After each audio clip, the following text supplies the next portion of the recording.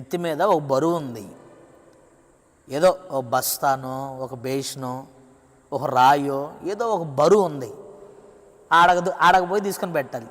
ఈ పోతా ఉన్నాడు ఏమనుకుంటాడు, ఎప్పుడు దించేయాలా, ఎప్పుడు ఆ బరువును కిందకు దించేయాలా, ఎప్పుడు వాడు సులువైపోవాలా అనుకుంటాడు.